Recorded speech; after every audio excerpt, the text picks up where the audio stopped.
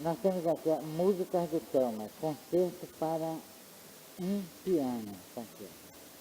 Essas músicas são muito boas, que você pode botar em casa na hora de dormir. Ou quando tiver uma briga, uma confusão, bota essa música para ver se o pessoal sossega, né? Porque sempre tem uma brigazinha em família, né? Aí faz uma bobagem, aí começa a confusão. Também de domingo, quando os parentes se reúnem, aí toma uma cervejinha daqui, toma uma cervejinha de lá, e aí a coisa, né? Cerveja libera muita pessoa. Minha avó dizia que se cerveja vendesse em farmácia, ninguém comprava. Que amarga, né? É tudo, parece um purgante. O pessoal toma com gosto, se fosse purgante ninguém tomava, né? Aqui nós temos a nossa revista Dimensões. Está uma promoção, R$2. Quem quiser procura aí embaixo, Vera, ali na livraria. Tem até um retrato de medrado aqui, ó. E tem uma entrevista que nós fizemos com o Zé Medrado, tá aqui. E aqui os livros aqui dos Retos da Comunicação Instrumental, o famoso livro amarelo, já está esgotando. Só tem poucos exemplares, tem 5.000 exemplares, e já a edição já está, a primeira edição esgotada. São alguns exemplares. Isso aqui é um retrospecto de fenômenos, ou análise de fenômenos provocados através do tempo. Tá vendo? Isso aqui sobre os evangelhos. Vai ser no último sábado, começa no último sábado de outubro e vai se estender pelos 4 sábados de novembro. Em princípio, nós vamos fazer esse curso só para os trabalhadores da casa. Porque é um curso polêmico, todo baseado em pesquisa. E as pessoas que quiserem se inscrever, procura Rogério.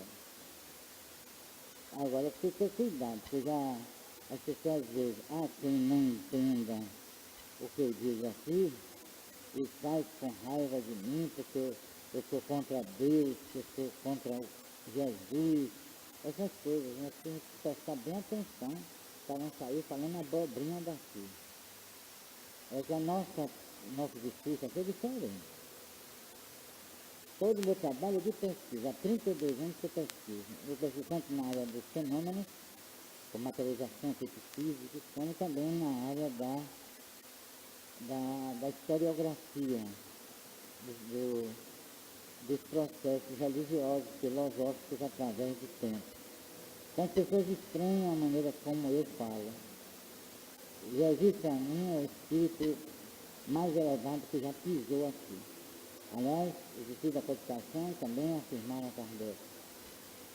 Mas os evangelhos, há nos evangelhos muita interpolação. A interpolação é o seguinte: puseram lá algo que Jesus não disse. Aumentaram, tiraram, fizeram horrores. E nós dividimos em capítulos. São vários capítulos. Por exemplo, vou dar um exemplo, só um. O pecado original depõe contra a inteligência suprema. O que vocês acham aí?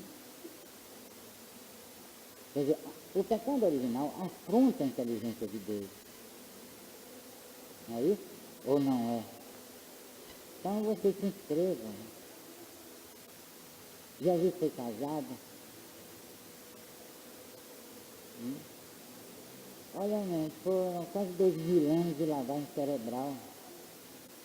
E quando alguém se atreve a mostrar através de documentos, como eu estou mostrando,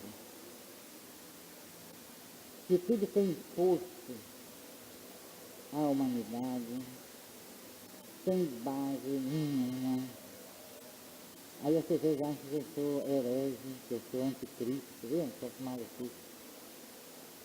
A nossa doutrina, a doutrina espírita, é uma doutrina racional. Eu não sou católico. Respeito quem é. Eu sei que há pessoas aqui que são católicas. Vêm ao centro E a mãe, domingo de manhã, ou sei lá, que hora você vai para a missa, né? A pessoa aqui que ainda frequenta a missa, não é? Não é? Eu estou bem calado. É o tal Pitácio de Constantino de Beto, né? Sabe o que é isso? Quem cala, consente. Nem sempre. Também tem uma ressalva, né? Que às vezes a pessoa está calada e não está consentindo.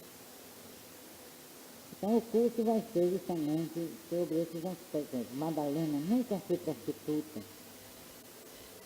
Fizeram lá isso. Ela não foi prostituta. E outros casos mais bem complicados. Então quem quiser, venha. Agora, venha, mas para não criar problema. Porque eu tenho provas nas mãos.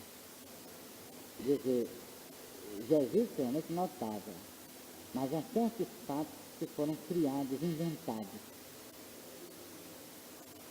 Né? Aquela conversa com os 2 ladrões, por exemplo. Do alto da cruz. O povo lá recuado, distante, né? Como eu disse, a PM em redor. Como poderiam ouvir Jesus conversando com... Ele estava com uma voz débil, que estava, né? Já estava crucificado, perdendo sangue. Como as pessoas distinguiram o diálogo entre Jesus e os bons ladrões? E quando eu pesquisei na peça que Rui Barbosa escreveu sobre o julgamento de Jesus, Rui Barbosa, o nosso grande tribuno, ele revelou que aqueles bons ladrões eram nada menos que latrocidas. Você sabe que um latrocida é aquele que mata para roubar. Então, se alguém tem culpa, é Rui Barbosa. Então eu vou nas fontes. Tem nada de bom ladrão, mas um bom ladrão. Então seria ótimo dar de cara com um bom ladrão. Por favor, né, por Jesus, faça sua boca, senão eu dou um tiro, você. Né? Esse é bom ladrão? Então vocês aqui no Terra, vocês ouvem coisas que vocês não ouvem em outras casas espíritas. Isso não quer dizer que sejamos melhores do que eles, não é isso. Mas acho que está na hora a gente pôr os pontinhos no vídeo. A semana passada, eu assistindo a uma reportagem sobre a Catedral de Aparecida, né, na Senhora Aparecida, na TV Manchete. E a TV Manchete mostrou o interior da Catedral, onde havia muitas lojas vendendo tudo quanto é bugiganga, e o povo comprando adoidado. Aí um repórter, Márcia Peltier, na Loura, era até da Globo, eu acho, né? Ela disse, seriam esses vendilhões de templo? Aí de repente passou uma cena de um filme, claro, Jesus quebrando tudo no templo em Jerusalém, aquele episódio dos evangelhos que ele vai contra os vendilhões do templo e quebra tudo. E a gente não, Jesus não fez aquilo, mas está lá nos evangelhos. Na hora que acabou de passar aquele flashzinho, a emissora saiu do ar.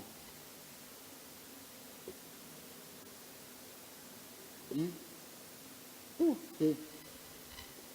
Medo. Medo de se mostrar ao brasileiro a verdade. Que, olha, nós somos enganados o tempo todo, por tudo. Politicamente, socialmente, religiosamente, tudo. Nós somos enganados de uma forma cruel. Porque quanto mais se promete o céu ao brasileiro, mais ele sofre. Quanto mais se promete o paraíso, mais ele se desespera.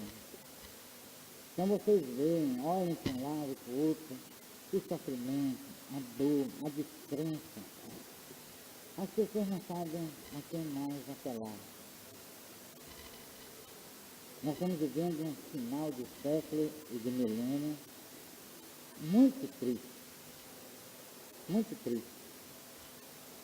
Porque nós não temos em quem nos socorrer. Aí as pessoas estão invadindo as igrejas que prometem mundos e fundos, desde que vocês paguem. Eu assisto na televisão, olha, eu fico envergonhado do que estão fazendo com o brasileiro. Os depoimentos. Ah, pastor, depois que eu comecei a pagar o dízimo, minha vida se transformou. Hoje eu tenho 2 carros. Quer dizer, o negócio não foi um, 2 logo. Capaz de ter um BMW um dia desse. Né? 2 carros, tenho casa própria. Meu marido deixou de beber, hoje ele está bem empregado. Quer dizer, isso daí estimula aquele que está assistindo ao programa. Eu vou lá. Né? Então vou mandar alguém do Telma lá para ver, ganha 2 carros e vende para construir aqui. Né? Isso é um trabalho perverso. Isso não é religião, não. Religião é outra coisa, mesmo.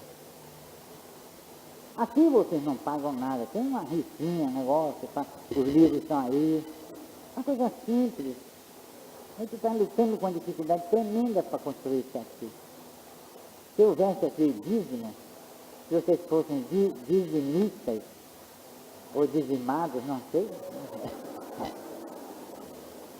isso aqui já estava construído. Não? A não ser o seguinte, que o pessoal que frequenta seja mais sabido do que o pessoal que frequenta lá essas igrejas. Né? Mandar vocês fazerem estágio lá. Então é isso que nós procuramos passar aqui.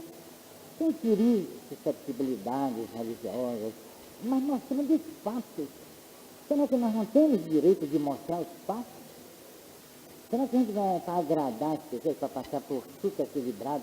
Não, meus irmãos, seja aqui. Hoje mesmo na televisão, lá no programa de Alamar Regis, via em Brasil, o Medrado estava até sendo entrevistado sobre esse assunto. Então não é possível que nós fiquemos de pés e mãos amarrados diante dessa realidade brutal. Estão explorando o povo brasileiro. Estão jogando em cima da coisa um Jesus que não existe.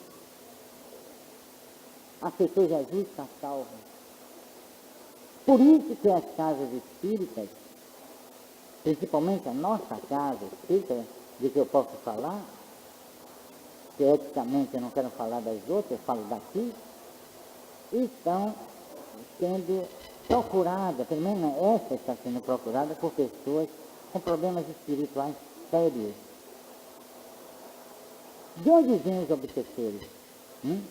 São vírus desconhecidos? São homens e mulheres e até crianças, eu já vi crianças obsidiantes, que saíram dessa sociedade aí corrompida. E o número de obsessores cada vez cresce mais. Quer dizer, o sofrimento está tomando conta. Se as religiões resolvessem realmente a questão moral do homem, tudo bem, mas não resolve. Isso não quer dizer que o espiritismo vai resolver. Essa é uma questão muito pessoal. Mas diante dos fatos, as pessoas vão parar e dizer, bom, eu tenho que lutar contra as minhas inferioridades. Porque se Deus estivesse salvando o homem em massa, por que os obsessores? É uma exceção? Não.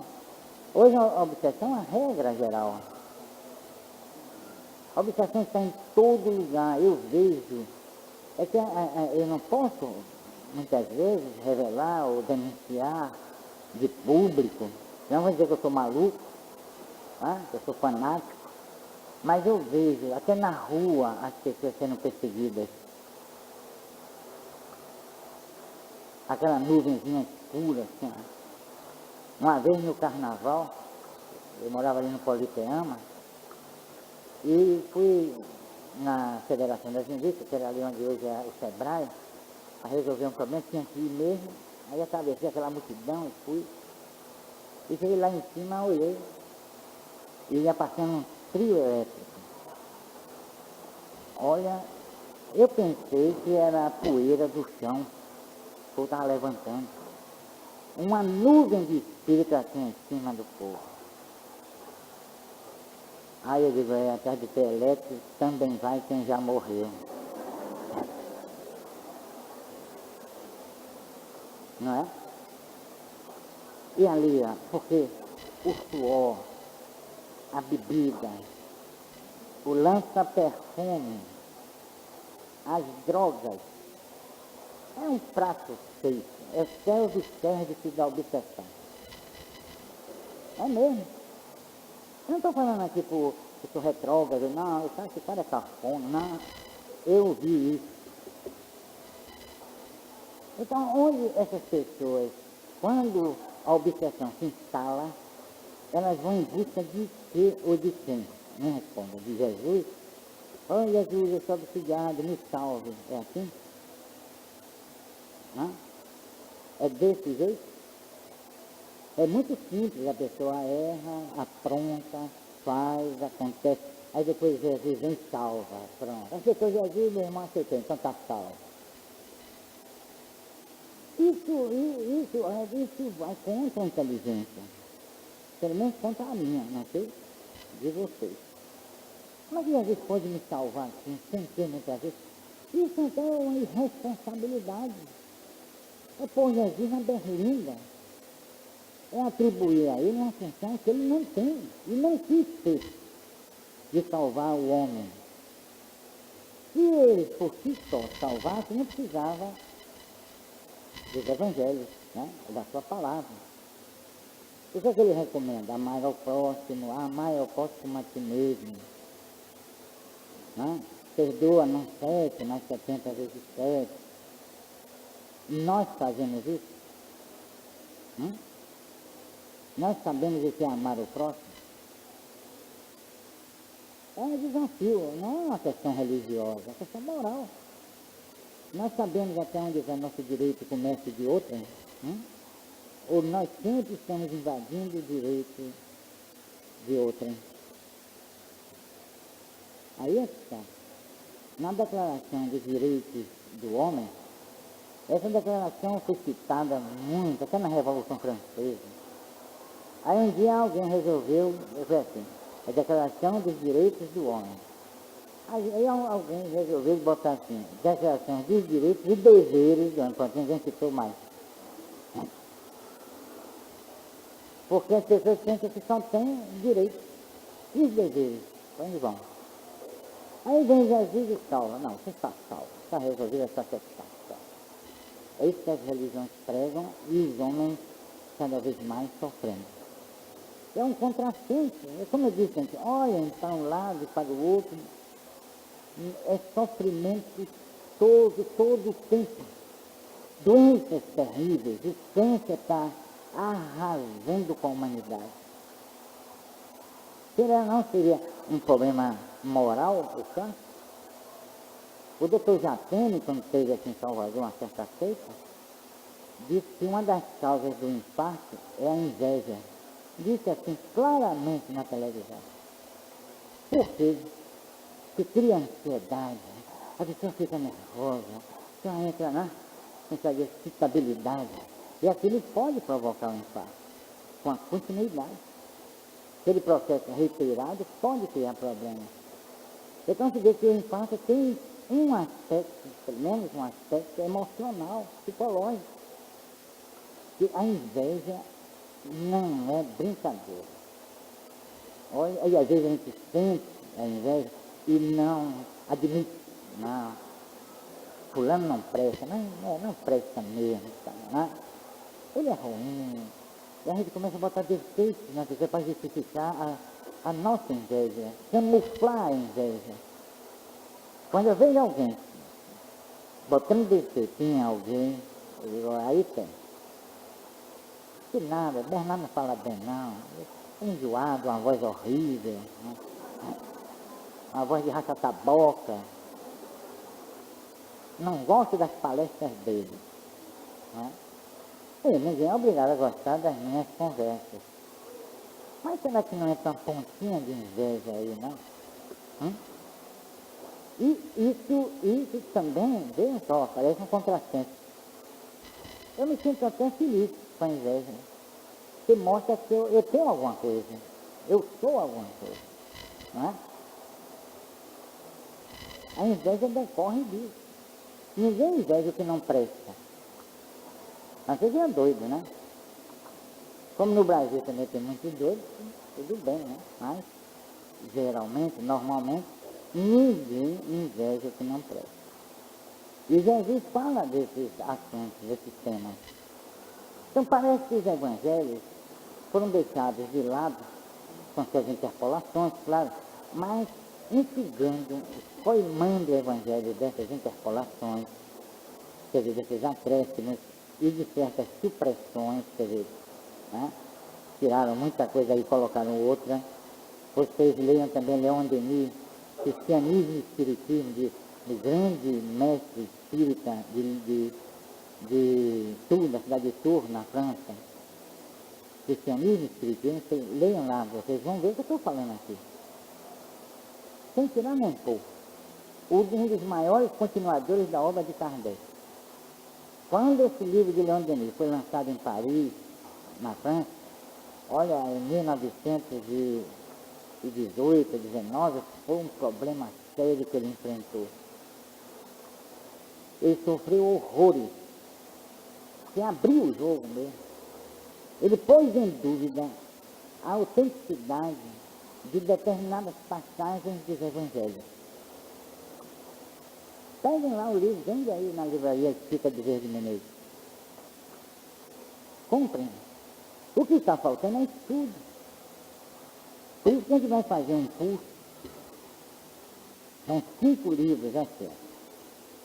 Cada livro desse, 3 sábados, lá na livraria.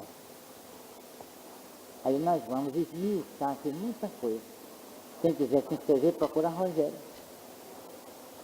Então nós estamos fazendo esses cursos, não é para derrubar nem nada, nem para desfazer da tradição, mas é que está na hora, pelo menos é assim que eu penso, e os meus amigos espirituais, está na hora de a gente pôr as cartas na mesa.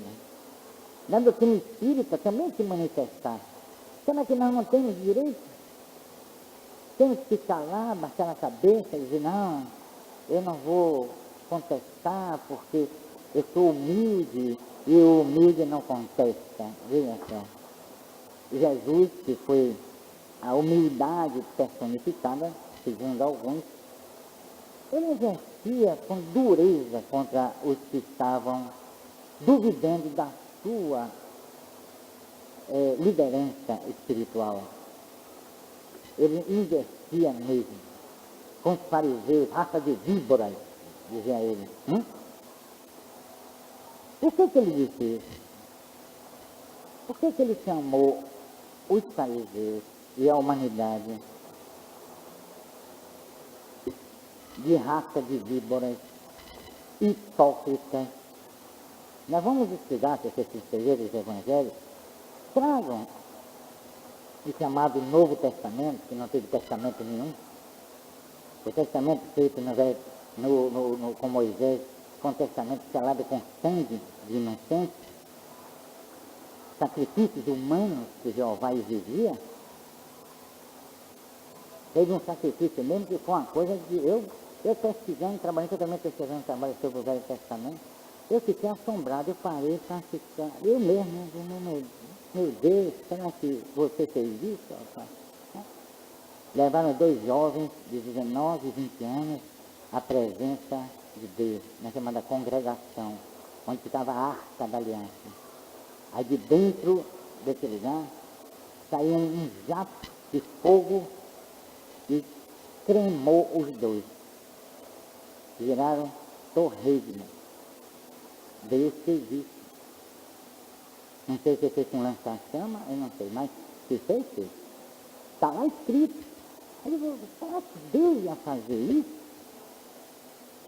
E ninguém diz, aquela alegoria, não, isso não, é simbologia. Está lá, os dois foram incinerados em holocausto, em sacrifício a Deus. Mas ninguém chega na televisão para dizer isso. Eu digo aqui, eu sei que não vou ser apedrejado. Mas na televisão eu não sei o que vai acontecer comigo, ou o que iria acontecer comigo. Porque está lá escrito, eu provo, sacrifício de animais. É uma coisa fora do comum, aberrante, triste. Por isso que Jesus raramente se referia ao Velho Testamento.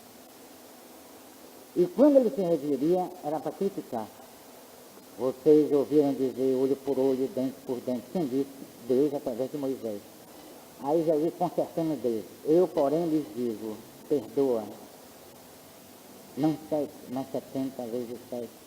Orai pelos que vos odeiam.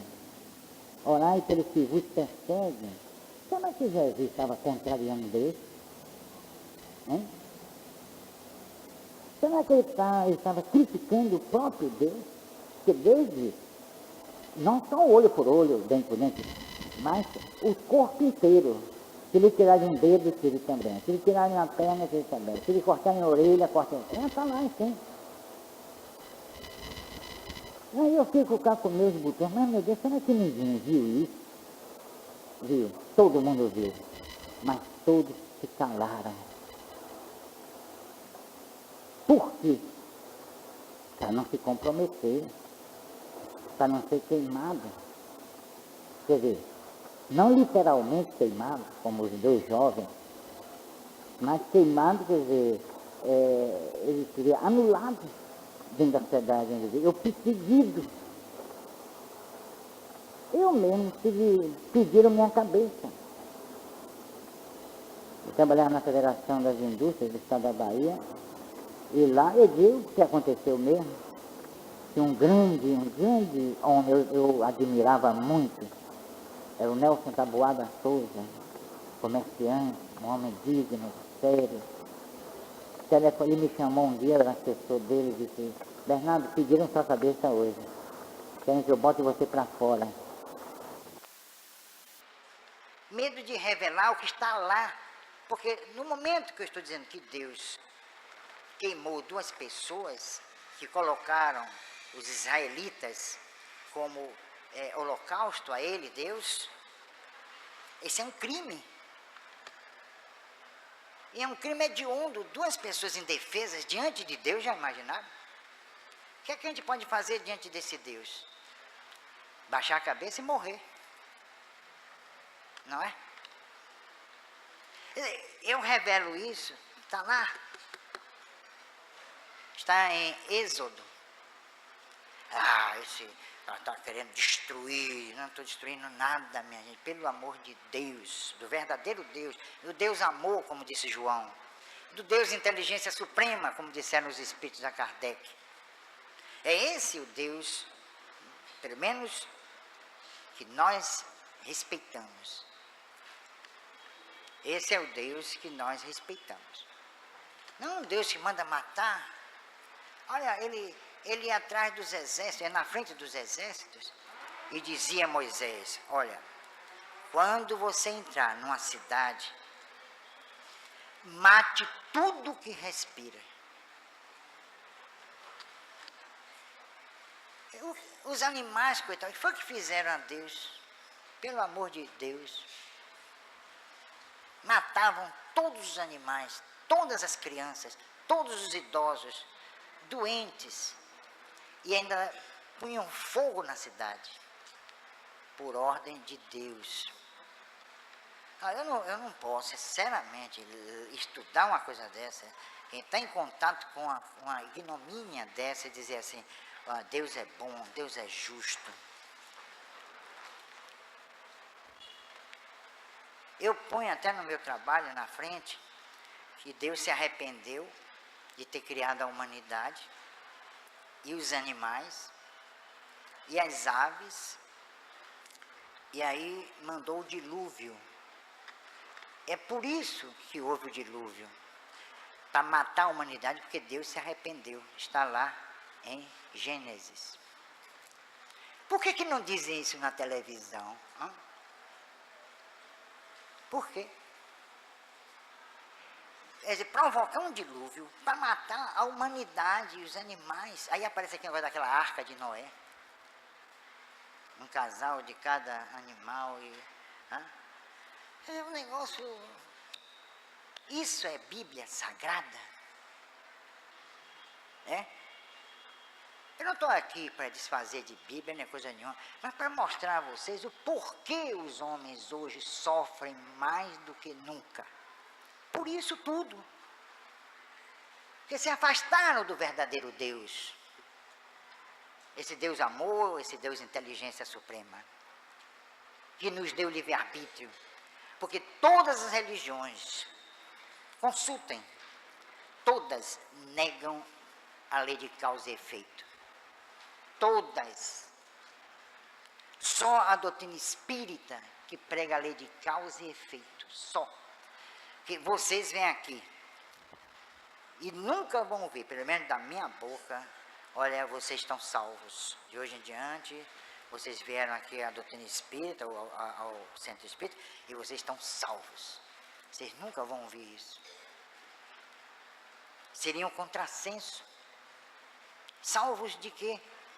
A pessoa comete crimes, comete delitos, contraria a lei de Deus, e aí é salvo.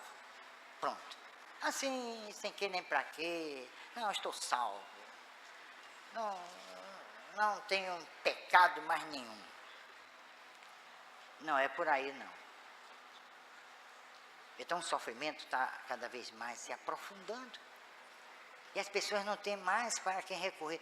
Olha as síndromes. Síndrome do medo, do pânico. As depressões.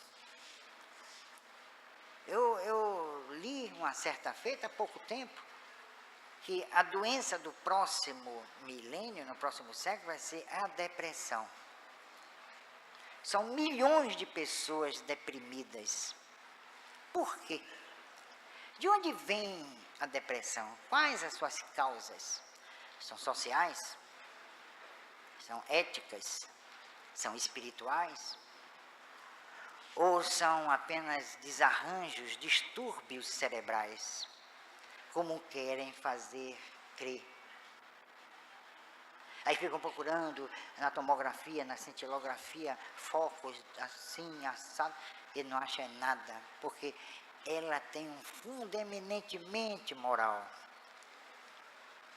A doença do homem, a principal doença do homem é moral. Mas como combater? Quais os elementos de que nós dispomos aí fora para combater a depressão? Me responda. Liga a televisão. Abra um jornal. Frequente um templo religioso. Vá assistir uma sessão numa Câmara de Deputados. Vão ao cinema. Saiam à noite. 11 horas da noite, saiam assoviando pela rua. Tá? É isso que está acontecendo. As pessoas têm medo de tudo. Medo de confiar nas outras. Medo de sair. Até medo de comer. Porque nós estamos comendo veneno.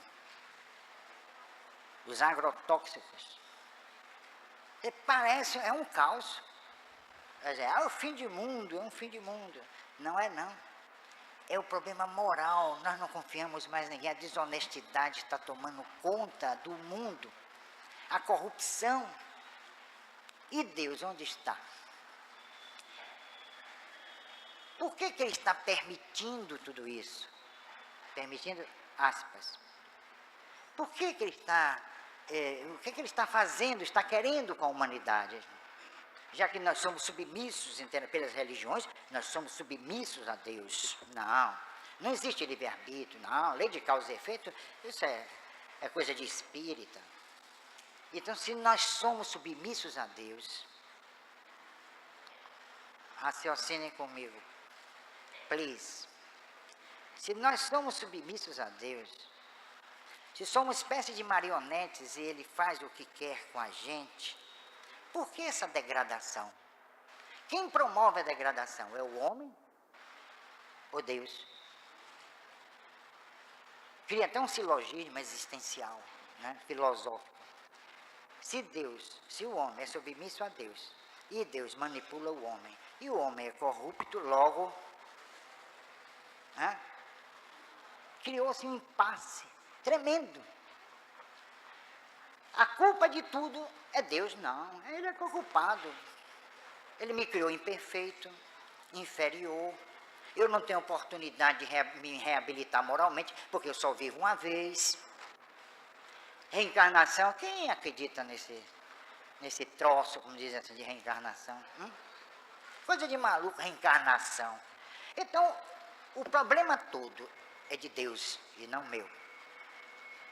Aí quando chegar no juízo final, se por acaso, claro que não é, se fosse assim, aí suponhamos, é uma suposição, que eu chegue lá no juízo final, aí eu peço a palavra. Eu tenho direito, todo mundo tem direito de defesa, Deus sabe disso. Já o Criador, eu acho que eu não tive culpa não. Você não me deu oportunidade nenhuma para me reabilitar.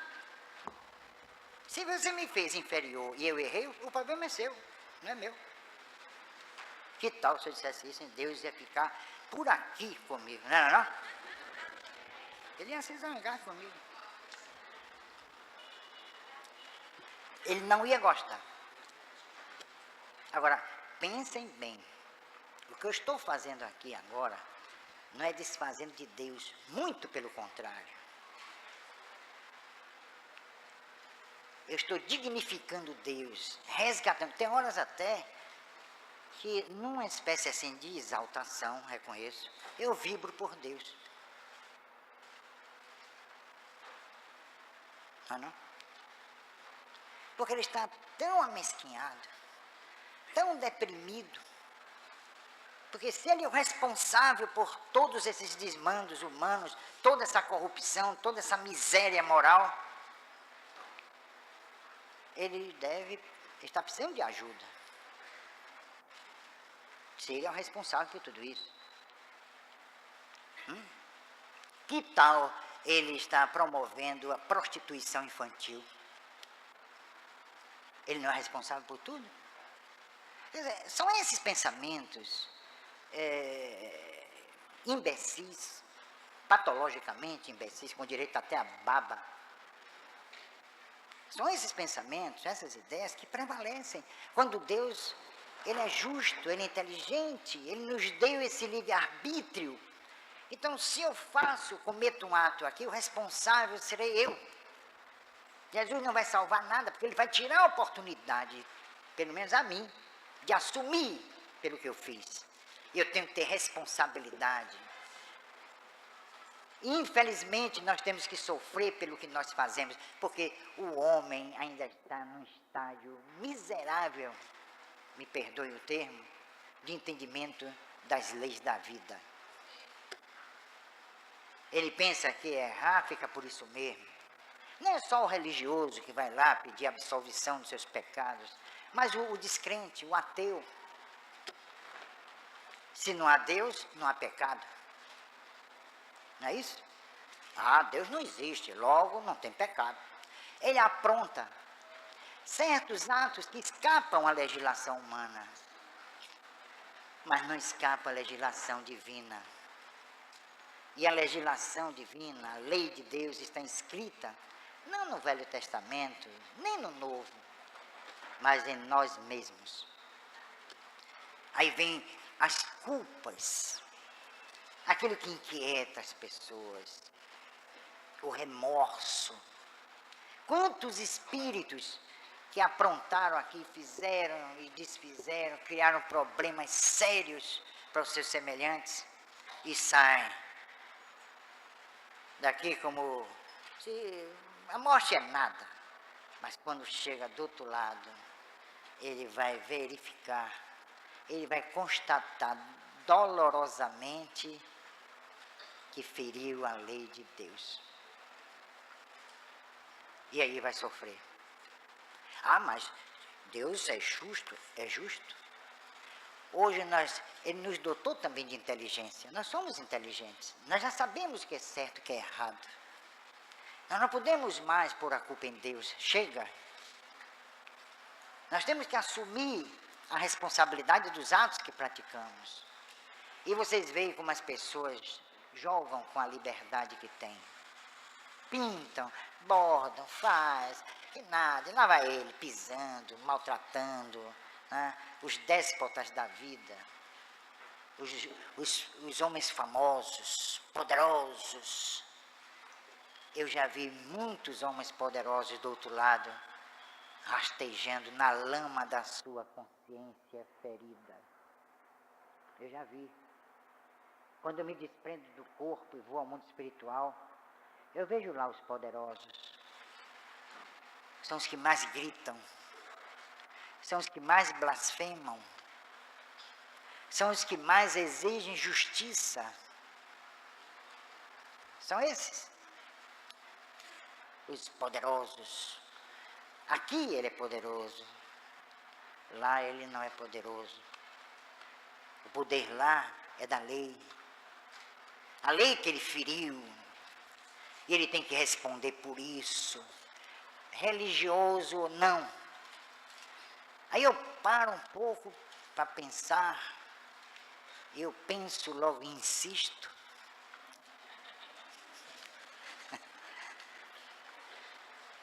De vez em quando eu penso. Eu digo, mas será que os homens não enxergam isso? Será que tudo que está aí fora, essa falsidade, as pessoas ludibriando as pessoas, será que ninguém percebe isso? Todos aceitam pacificamente como se fossem verdades. Aí quando eu chego na televisão, eu cheguei na Rádio Sociedade, antes dela ser privatizada, não é? Então, ainda bem que não entendi. Não, então, antes dela ser privatizada, eu cheguei na Rádio Sociedade e fiquei 5 semanas lá com uma jornalista chamada Cida Novaes. O esposo dela, o marido, morreu até num desastre no Canadá, de avião. Ela me dava assim, de 1h até 2h30, até 3 horas, conversando sobre espiritismo. Olha, foi uma revolução. Criou-se até uma comissão de religiosos para ir à Rádio Sociedade pedir para eu sair do ar. E eu saí. Eu saí do ar mesmo. Fiquei sem ar. Foram 5 semanas de horror, não foi de amor, não. Tremeram nas bases. O que eu estou falando aqui, eu falei lá. Por que pediram mais uma vez minha cabeça? Por quê? Porque eu estava dizendo absurdos? Eu estava mentindo? Eu levava os documentos e lia. Eu respaldava minhas ideias, documentando-as. O medo de serem desmascarados. É esse o medo. De perder os clientes. De alguma ovelha se desgarrar do rebanho. É isso. Então, atacam o espiritismo o tempo inteiro. Liguem a televisão em programas chamados evangélicos e vocês veem, é o tempo inteiro. Os depoimentos. Pastor, eu sofria muito. Eu apelei até para o espiritismo. Aí eu digo, já vem, lá vem coisa aí. Eu apelei para o espiritismo, fazia trabalhos. Eu ia aos terreiros espíritas, mesmo assim, mas dizem deliberadamente. E aí fazia meus trabalhos. Eu não tinha sucesso, eu comecei a perder tudo. Mas depois que eu aceitei a palavra do Senhor, pronto. Minha vida se transformou. Veja, olha, pode entrar na cabeça de alguém, mas na minha não entra não. Quer dizer, a pessoa quer enriquecer e se dar bem assim, então não precisa mais fazer concurso, não precisa mais ir para a faculdade. É só aceitar Jesus ou a palavra do Senhor, pronto. Olha a pessoa aí, numa boa. Hein? Quer dizer, é isso que passa. Como as pessoas estão sofrendo muito, porque a política brasileira é incompetente, e a miséria está se alastrando por esse país, elas se agarram a isso, unhas e dentes. Estão aproveitando da miséria. Quanto mais miserável o país, mais as religiões crescem. Isso aconteceu na Idade Média. Quando a pobreza, por vários séculos, se estendeu pela Idade Média, por causa dos feudos, dos senhores feudais, as pessoas morriam de fome, viviam até com grilhões, eram escravas do senhor da gleba. As religiões foram lá para cima. Os seus súditos eram aquela massa de sofredores, de esfomeados, de famintos, dos que não tiveram sucesso na sociedade por causa das classes dominantes. Isso é comunismo, não é não. Isso é a realidade. Nós vamos rotular politicamente uma realidade histórica, como a que nós estamos vivendo. Nós estamos vivendo na era feudal. São os feudos. É verdade. Eu me considero politizado. Nós somos politizados. Me permitam considerá-los assim. Mas nós não temos direito de eleger nossos governantes. Quem os elege? Hein? Os currais. E o que isso tem a ver com o espiritismo? Tem. Ou vocês pensam que vocês vão ser espíritas, eu, meus companheiros, dentro do centro? O que nós aprendemos aqui? Que temos livre-arbítrio. Por que vocês estão aqui? Por que nós estamos aqui? Pelo que nós estamos sofrendo na sociedade. A dor, o sofrimento, o desespero é de ordem política. Se analisar o sofrimento, o seu lastro é político. A moral anda associada com a política.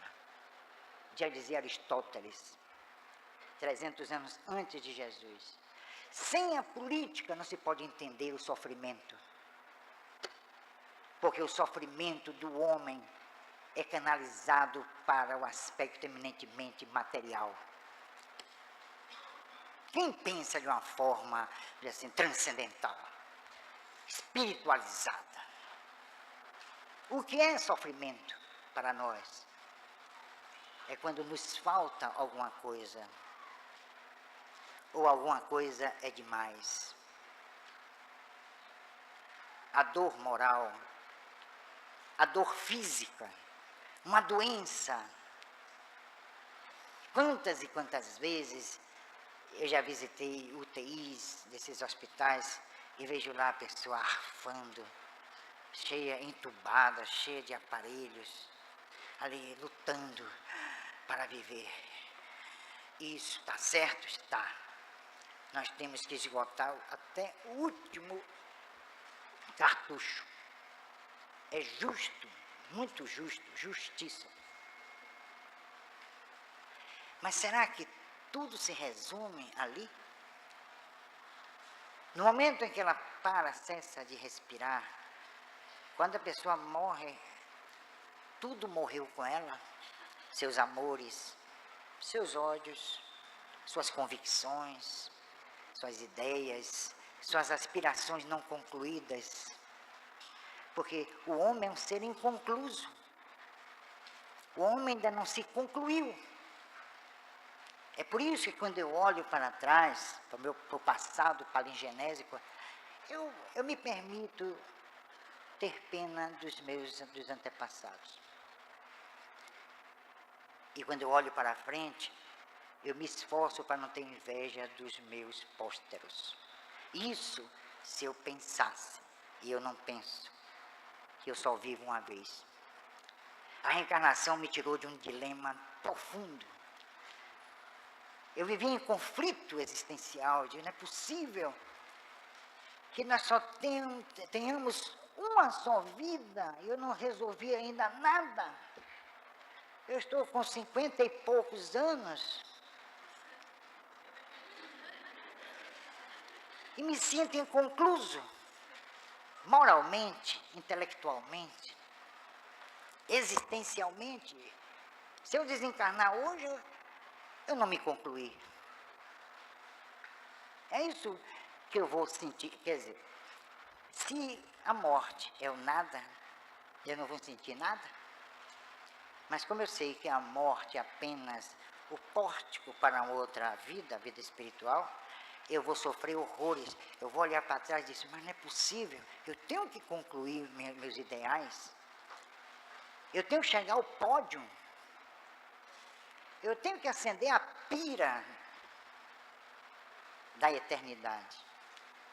Eu vou voltar, porque, minha gente, se a imortalidade não existisse, e para que eu possa me tirar dessa situação vexatória, aflitiva, eu me inventaria eterno. Eu dizia, não, todo mundo pode pensar que vai morrer, eu não. Eu não posso morrer, porque eu ainda não me concluí, eu não resolvi meus problemas. E eu não posso me subordinar a um julgamento que é um verdadeiro contrassenso. É um absurdo eu ser julgado pela metade. Eu não sei nem se pela metade. Bem provável que menos da metade. Então, eu quero me concluir. E eu vou conseguir. Vocês também. Admitam ou não. E aqueles que estão lá fora pregando o que pregam.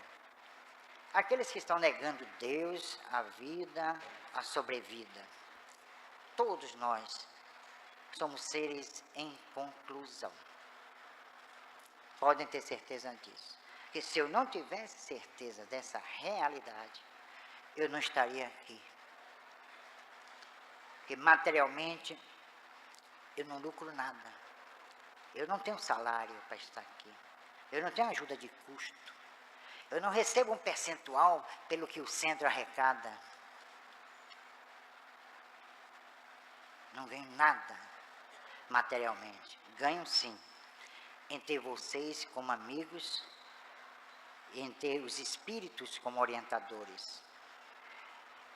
E eu disse uma vez, um espírito me disse uma coisa interessante para concluir. Bernardo, a sua estrada é a estrada das dores alheias. Eu me sinto muito bem, muito à vontade, não em estar sofrendo com vocês, mas fazendo da dor e do sofrimento o leitmotiv do nosso crescimento moral. Boa tarde.